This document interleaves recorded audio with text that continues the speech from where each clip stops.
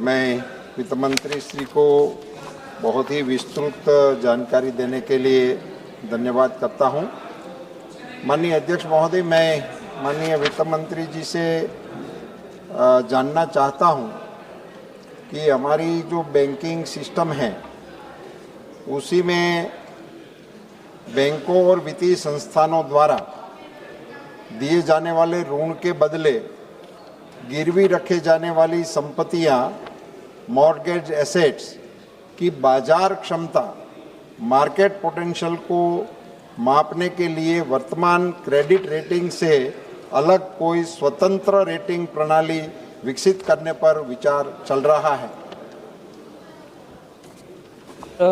ये बहुत महत्वपूर्ण विषय के ऊपर प्रश्न है सर। इसमें जैसे जवाब में दिया गया है, आरबीआई के मास्टर लिस्ट के द्वारा इसके एसओपी, मान लीजिए सख्त एसओपी दिया गया है।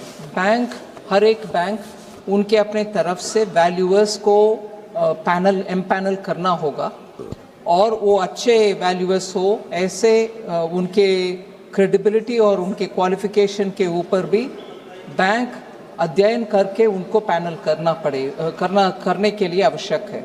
और दूसरा, बोर्ड में अप्रूव्ड पॉलिसी होना चाहिए कैसे ये वैल्यूएशन होगा। हर बैंक में बोर्ड अप्रूव्ड पॉलिसी के तहत चलना पड़ेगा। फिर ये प्रोफेशनली क्वालिफाइड इंडिपेंडेंट वैल्यूएशन करने के लिए बैंक की तरफ से एफर्ट होगा। और दूसरा, एक सिर्फ वैल्यूएशन हुआ वो काफ़ी नहीं है, मिनिमम 2 वैल्यूएशन होना चाहिए। इसका भी आरबीआई के मास्टर डायरेक्शंस आया है। सो बैंक्स इसको हल्के में लेने के लिए कोई चांस नहीं है। इसके अलावा इसके ऊपर वैल्यूअर के वैल्यूएशन के ऊपर अगर कुछ शक आता है, डायरेक्टली HFC जैसे इंस्टीट्यूशन, हाउसिंग फाइनेंस कॉर्पोरेशन जैसे इंस्टीट्यूशन, उसका वो वैल्यूएशन का ऑथेंटिसिटी चेकअप करने के लिए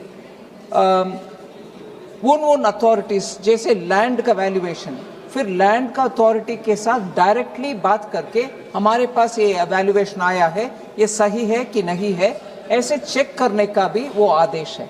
इसीलिए जो माननीय सदस्य पूछ रहे हैं, इसमें वैल्यूएशन के ऊपर इतनी सारी दिक्कत सुनने में आने के बाद आरबीआई ने ऐसे गाइडलाइंस दिए हैं। बैंक्स इसके ऊपर पक्का रूल के हिसाब से चलने के लिए हर कदम कोशिश कर। माननीय सदस्य जी, धन्यवाद माननीय अध्यक्ष महोदय।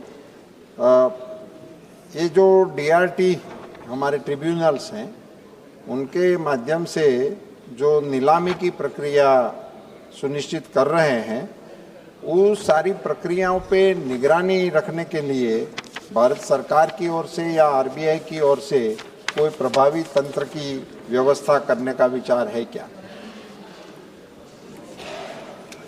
सर, ये ऑक्शन प्रोसेस ट्रांसपेरेंट रहने के लिए बहुत सारे मेजर्स लिया गया है।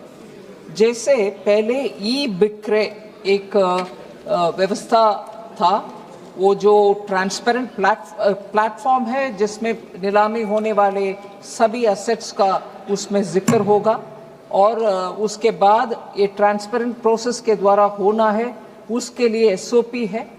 ये सब जब ठीक से पालन होता है, दिक्कत और क्वेश्चन उठाने के लिए चांस नहीं होगा।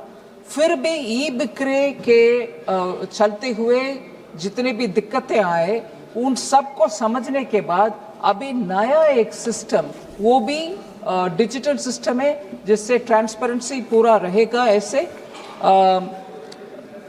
बैंक नेट बोलते हैं इसको। इस बैंक नेट का प्रावधान से और इस प्लेटफॉर्म से सभी असेसमेंट कर सकते हैं। जिनको भी एक्सेस चाहिए उनको एक्सेस मिलेगा और उसके द्वारा नीलामी होने वाले एसेट को प्रोसेस के तहत चल रही है नहीं चल रही है इसको देखने को मिलेगा। इसलिए सरकार के द्वारा, आरबीआई के द्वारा ट्राइब्यूनल में जब ये ऑक्शन में चलने वाले एसेट्स को रिव्यू करने के लिए ये प्रोसेस है।